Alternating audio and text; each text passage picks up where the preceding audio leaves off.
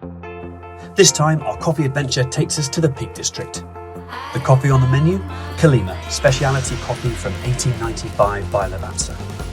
Join us as we sample a fine dining coffee experience with Michelin star chef Sean Rankin, forage for seasoned ingredients to make a fresh, fruity infusion, and cook with coffee in the most unexpected way. Did you grab coffee at the hotel? I wanted to, but then I saw it. Yeah, I smelled it. No, No. no way. So, cool. Well, look, there's a space up here. Why don't we pull in and we'll make our own? Oh yes, please. Better. Hey. What are you making?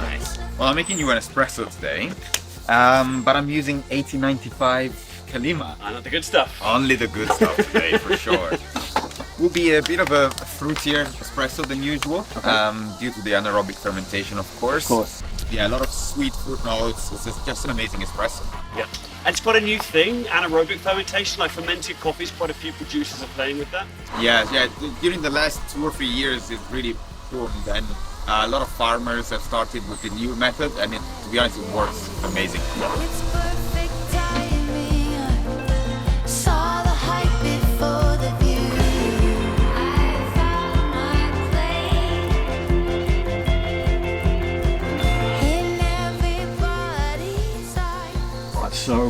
It's so good. It's so sweet. Oh my God, yeah, it's a perfect balance between sweetness and acidity, right? That comes out of that fermentation we discussed before. I'm so glad that we skipped hotel coffee for this. Definitely. It can't get any better than this. Well, it might about to get better though, right? Because We're going to Grantley Hall, right? Grantley Hall, drink up, my friend. Amazing. Can't wait. Hey, look at this. Grantley Hall, luxury hotel and wellness retreat.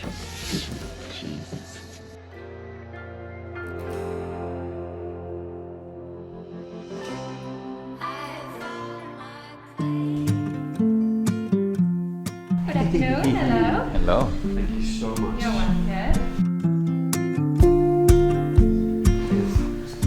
Don't expect this kind of treatment when we get back to the office. I'm not pulling your chair out for you.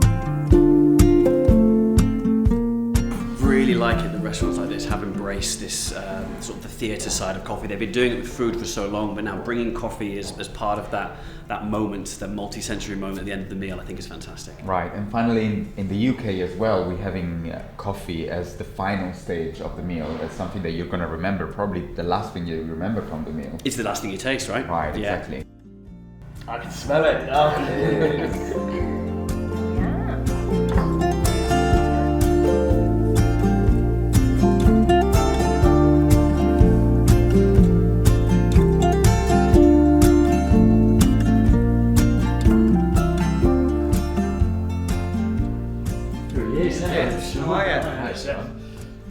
Good. I've got some treats for you.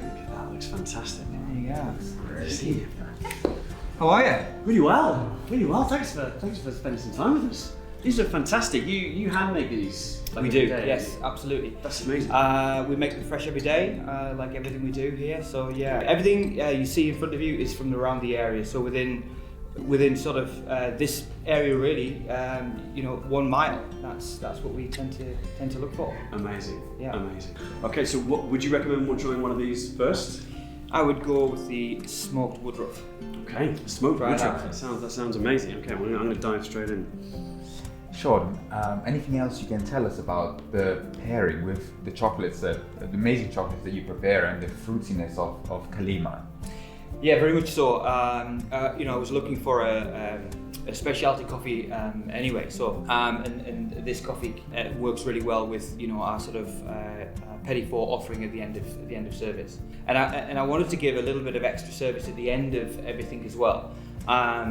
It's an experience for the consumer, for the customer. If you can sit down in a lovely surroundings and then present this way of serving coffee, it takes it to the next level, and and again, our customers want that next experience, and I think that this delivers it. Yeah. Right. Fantastic. Well, listen, like this smoked woodruff, I'd love that you grow this in the garden. Is it okay if we have a look where that comes Absolutely. from? That'd be Yeah. amazing. Should we go? Great. Yeah. Fantastic. Let's go. Right.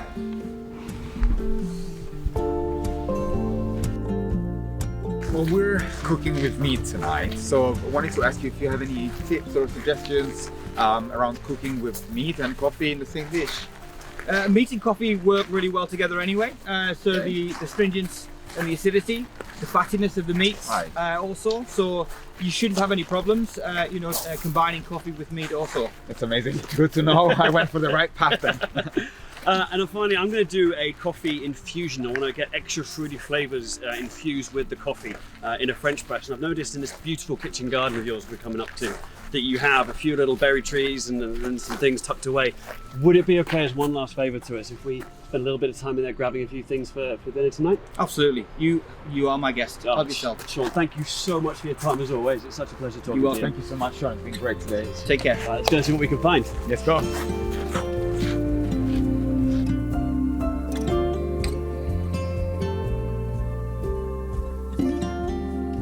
So the recipe you mentioned with infusing coffee with berries, have you ever tried it before?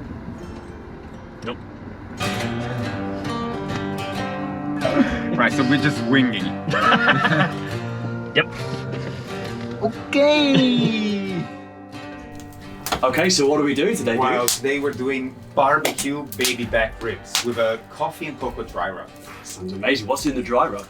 So ground coffee, of course, we ground the beans, cocoa, paprika, garlic, and a mix of few herbs and spices. Okay, I get it. You don't want to disclose your secret recipe, I right? can't give it all away. So why this rub with this dish? Well, the fruitiness of the coffee that we're using, the sweetness of the cocoa will create an amazing pairing with the savoriness of the pork, the umami feeling, and hopefully will create the perfect balance. That sounds amazing. And I'm glad you said fruitiness, right? Because we're using a Colombian coffee, yeah? So classic growing region always produces really rich, vibrant coffees, and I really want to enhance that fruitiness. So I'm going to do a fruit infusion with Kalima using fruit that we picked from Sean Rankin's garden. Oh, so that's why you have the French press. Right, it's a great little immersion brewer for this. Oh my god, let's get started then.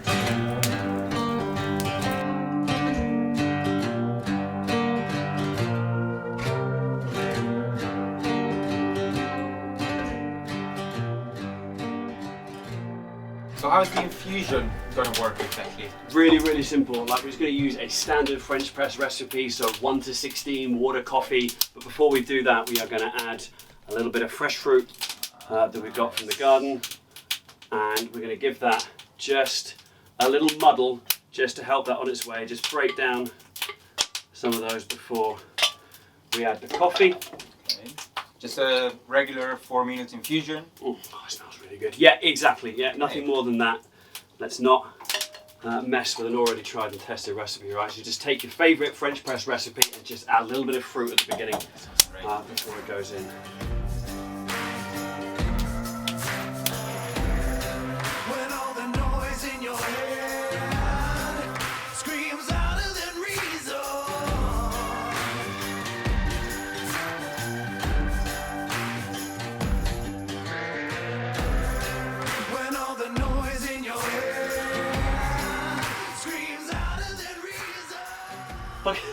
Well, come on then, that's a taste. Well, I have to say it tastes amazing. It was worth the time we spent.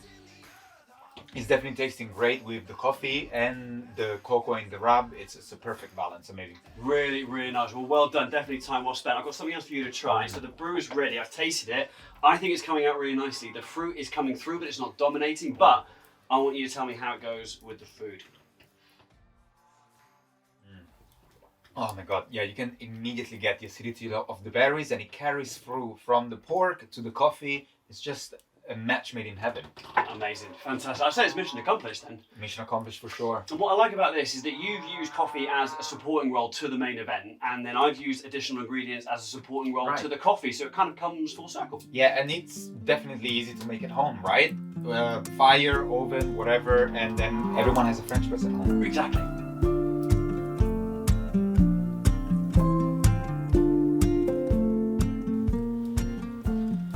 I hope after all this coffee I'm going to sleep tonight. Oh, come on, you'll be fine. When I go back to Italy, I always have espresso after a late dinner and I'm all good. You'll be able to sleep, I'm sure.